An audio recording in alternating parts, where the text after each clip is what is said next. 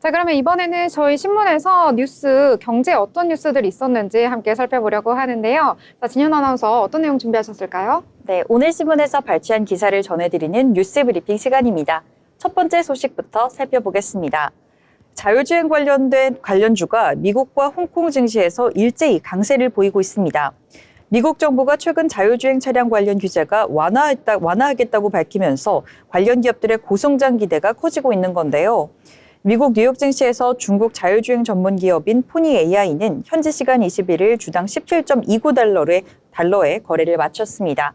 이는 한 달 동안 무려 313% 넘게 폭등한 수치입니다. 이스라엘의 모비라이와 차량 소프트웨어 기업 앱티브, 그리고 전기차 스타트업 엑스펑도 각각 30% 이상의 상승세를 나타냈습니다. 홍콩 증시에서도 자율주행 기술을 보유한 호라이즌 로보틱스, 리오토, 비아디, 로보센스 등이 모두 두 자릿수 상승률을 기록했습니다.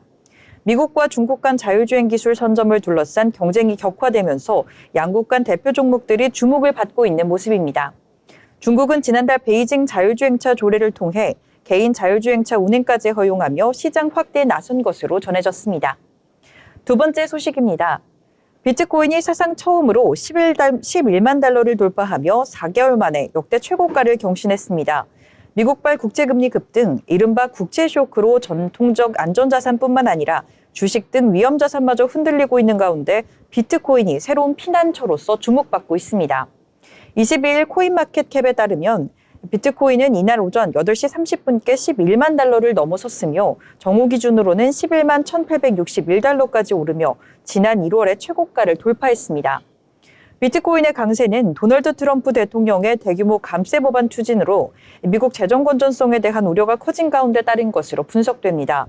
재정 와크가 예고되자 미 국채와 달러의 신뢰가 흔들렸고 정부 통제에서 벗어난 대안전자산인 비트코인이 다시 주목받고 있는 것으로 보입니다. 여기에 미국 의회가 최근 스테이블 코인 법안을 통과시키며 가상자산 제도화에 속도를 내고 있다는 점도 긍정적인 신호로 작용했는데요. 대표적인 비트코인 투자 기업인 스트래티지는 현재 57만 개 이상을 보유 중이며 이로 인한 평가이익은 약 53조 원에 이릅니다. 또 다른 투자사인 E21은 설립 직후 약 5조 원 규모의 비트코인을 매입하며 본격적인 운용에 들어갔습니다. 스탠다드 차트는 이 비트코인이 올해 2분기 12만 달러, 연말까지는 20만 달러에 이를 수 있다고 전망하고 있습니다. 다음 소식입니다. 금융감독원이 동양생명과 신한라이프, 라이나생명 등을 상대로 제재 절차에 착수했습니다. 이들 생명보험사가 고객 동의 없이 자회사 법인보험대리점 GA에 개인정보를 넘긴 사실이 드러나면서 신용정보법 위반 혐의를 받고 있습니다.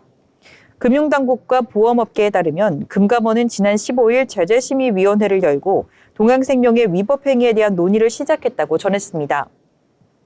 금감원은 이미 2022년과 23년에 걸쳐 이들 보험사의 법 위반 사실을 확인했지만 제재 절차는 미뤄왔습니다.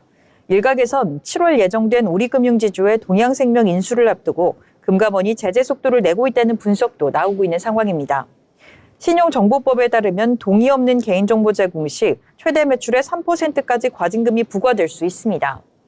이를 기준으로 하면 신한라이프는 최대 2,096억 원, 동양생명은 1,425억 원, 라이나생명은 962억 원에 달하는데요. 다만 실제 과징금은 금융위원회 심의를 거쳐 조정될 수 있으며 금감원 내부에서도 과징금이 과도하다라는 의견이 있는 것으로 알려졌습니다. 보험사 측은 재정 부담을 우려하며 금융당국과의 원만한 협의를 기대한다는 입장을 내비쳤습니다. 다음 소식입니다. 2차전지 상장 지수펀드, 이른바 2차전지 ETF가 좀처럼 바닥을 벗어나지 못하고 있습니다.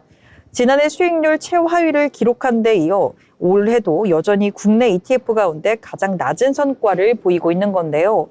22일 한국거래소에 따르면 타이거 2차전지 탑10 레버리지와 코덱스 2차전지 산업 레버리지는 올해 들어 각각 46.95%, 44.74% 하락했습니다.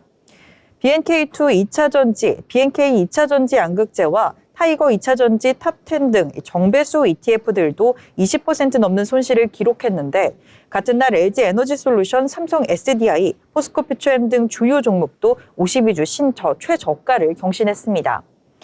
그럼에도 개인 투자자들은 2차전지 ETF를 꾸준하게 사들이고 있습니다. 코덱스 2차전지 산업에는 올해 418억 원이 타이거 2차 전지 테마에도 100억 원 이상이 유입된 것으로 나타났습니다. 증권가에서는 IRA 세액 공제 폐지와 트럼프 대통령의 관세 정책 등을 이유로 단기 반등은 어렵다고 보고 있습니다. 다만 NH투자증권은 장기적으로는 유럽과 인도 등에서 전기차 수요 증가로 업황 회복이 가능하다고 전망했습니다. 마지막 소식까지 살펴보겠습니다. 도널드 트럼프 미국 대통령의 초대형 감세 법안이 하원 본회의를 통과하며 미국 국채 시장이 큰 충격을 받았습니다. 현지 시간 21일 실시된 20년물 국채 경매는 금리 5.47%에 낙찰되며 수요 부진을 드러냈고 국채 금리는 일제히 급등했습니다. 30년물은 5.09%, 10년물도 4.59%까지 뛰며 글로벌 채권 시장의 긴장감이 커졌습니다. 특히 트럼프 행정부의 감세와 지출 삭감이 재정 적자 확대를 불러올 것이란 우려가 커지고 있는 건데요. 미 의회는 향후 10년간 적자가 2조 5천억 달러 이상 늘어날 것이라고 전망했습니다. 이 같은 불안은 미국뿐 아니라 영국과 독일 등 유럽 채권 시장에도 영향을 미치고 있습니다. 시장에선 정책 결정자들이 재정 건전성 문제를 더 이상 외면해서는 안 된다는 경고가 나오고 있는 상황입니다. 지금까지 뉴스 브리핑 전해드렸습니다. 네, 여러 가지 뉴스들 함께 알아봤습니다. 특히 감세 법안 같은 경우에는 트럼프 대통령이 밀어붙이고 있는 정책 중에 하나인데요. 결국에는 미국 연방하원의 본회의를 통과했다라는 소식이 전해졌습니다. 국내 신재생과 2차 전지 쪽으로 타격이 입을 것으로 예상이 되고 있는데요. 이러한 부분들 참고하시면서 2차 전지 쪽 바라보시면 좋을 것 같습니다.